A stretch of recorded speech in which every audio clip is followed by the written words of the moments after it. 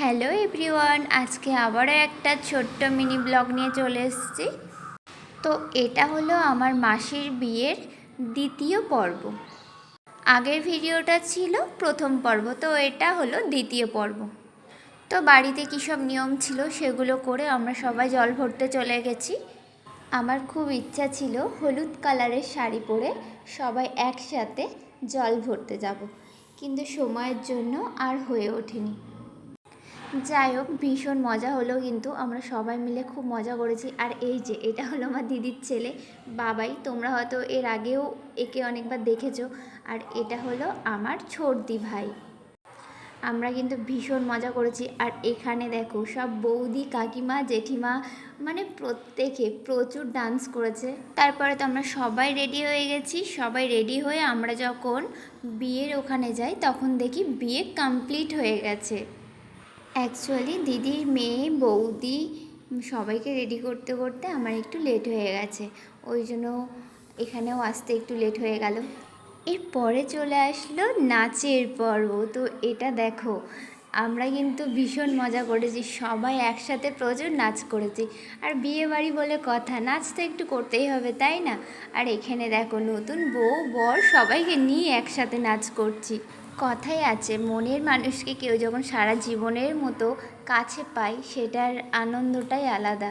এরপরে চলে গেলাম খাওয়া দাওয়ার প্যান্ডেলে। সেখানে গিয়ে দেখলাম প্রচুর ভিড়। এর আগেও 3বার গেছিলাম, 3বার গিয়েও আমরা ফিরে এসেছি, কারণ প্রচুর ভিড় ছিল। তারপরে আমরা খাওয়া দাওয়া শুরু করে দিই। খেতে খেতে আমরা সবাই প্ল্যানিং করছিলাম খাওয়া দাওয়ার পরে আমরা একটু ফটো তুলবো, কারণ বিয়ে বাড়িতে আমরা একটা ফটোও তুলতে পারিনি। আর এখন কিন্তু বাজে রাত 12টা। এটা হলো পরের দিন সকালবেলা। বিয়ের পরের দিনটা আমার একদম ভালো লাগে না, মানে বিয়ের পরের দিন সকালে, কারণ সকালে তো মেয়ে চলে যায়। তো মেয়ে চলে যাওয়ার আগে যে মেয়েকে আশীর্বাদ করতে হয়, তো এখানে তো মেয়েকে আশীর্বাদ করা শুরু হয়ে গেছে। আর এটা হলো মেয়ের বাবা। এই দিনটা কি অদ্ভুত লাগে, তাই না? মানে একটা মেয়েকে তার বাবা মা, তার দাদা দিদি সবাই ছোট থেকে বড় করে তাকে বিয়ে দিয়ে দিতে হয়।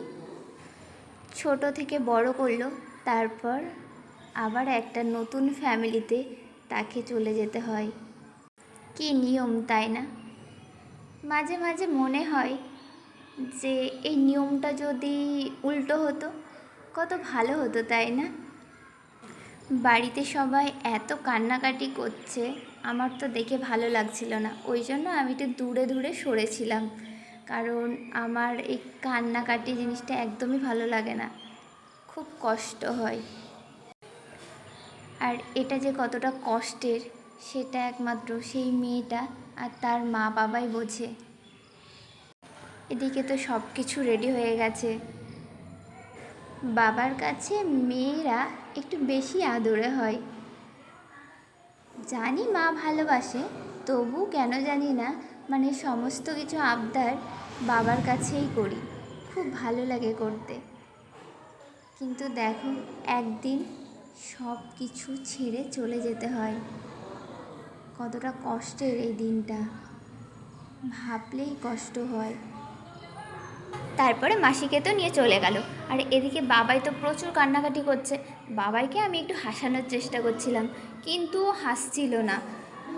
তারপর যখন বাড়ি ফিরে আসলাম তখন দেখলাম বাড়িটা কেমন ফাঁকা ফাঁকা লাগছে, মানে মনে হচ্ছে কিছু একটা কম কম, মানে বাড়ির মেয়েই তো নেই, তাই না?